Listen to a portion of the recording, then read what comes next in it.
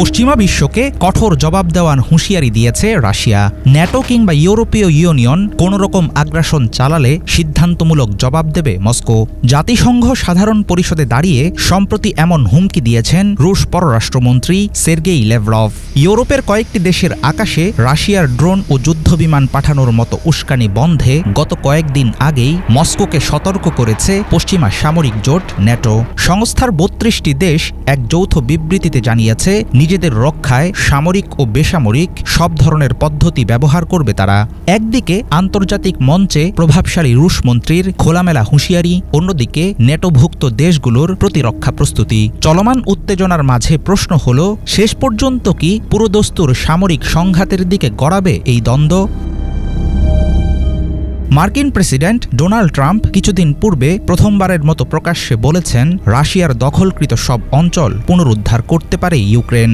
যদিও এর আগে ভিন্ন কথা বলেছিলেন তিনি। তখন ট্রাম্প মন্তব্য করেছিলেন ইউক্রেনকে সমঝোতা করতে হবে এবং ২০১৪ সাল থেকে হারানো ভূখণ্ড ফেরত পাওয়া সম্ভব না। ট্রাম্পের অবস্থান বদলানোর পেছনে বিশেষ উদ্দেশ্য আছে কিনা সেটা নিয়ে চলছে জল্পনা কল্পনা।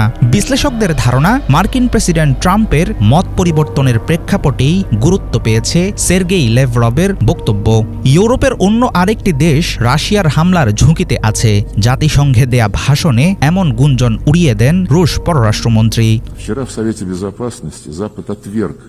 রাশিয়ার বিরুদ্ধে শক্তি প্রয়োগের হুমকি এখন নিয়মিত হয়ে গেছে।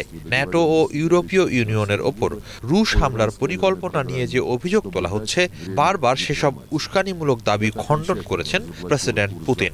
আগেও কখনো এমন কোনো উদ্দেশ্য ছিল না রাশিয়ার, এখনো নেই। তবে আমার দেশের বিরুদ্ধে কোনো আগ্রাসন চালানো হলে তার জবাব হবে সিদ্ধান্তমূলক। ন্যাটো ও ইউরোপীয় ইউনিয়নের এই ব্যাপারে বিন্দুমাত্র সন্দেহ রাখা উচিত হবে না। এসব নেতারা ভবিষ্যতে রাশিয়ার সঙ্গে যুদ্ধের অজুহাত দিয়ে ভোটারদের কষ্ট সহ্য করতে রাজি করায়।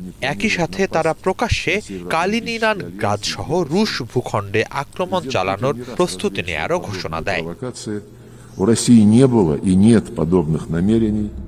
সাম্প্রতিক সময়ে ইউক্রেন যুদ্ধ, ইরানের পরমাণু কর্মসূচি, ইসরায়েলের গণহত্যায় মার্কিন সমর্থন সহ নানা প্রসঙ্গে পশ্চিমাদের সঙ্গে রাশিয়া ও পশ্চিমা বিরোধী শক্তিগুলোর বৈরিতা আরও স্পষ্ট হয়ে উঠছে। ক্রমবর্ধমান উত্তেজনার মধ্যে নিজেদের প্রভাব বলয় বাড়াতে ইরানের সঙ্গে নতুন করে পরমাণু চুক্তি করেছে রাশিয়া।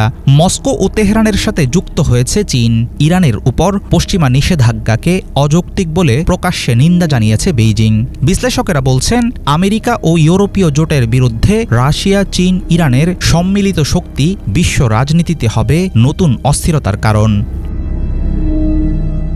রাশিয়ার উস্কানিমূলক কর্মকাণ্ড মোকাবেলায় পশ্চিমা সামরিক জোট ন্যাটোর প্রতিক্রিয়া কতটা কঠোর হওয়া উচিত সেটা নিয়ে চলছে জটিল হিসাব নিকাশ।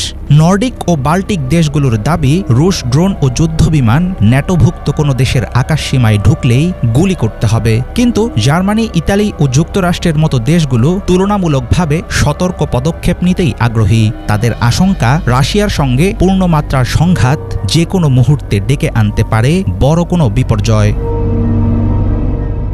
হাফিজুল ইসলাম, বাংলা ভিশন।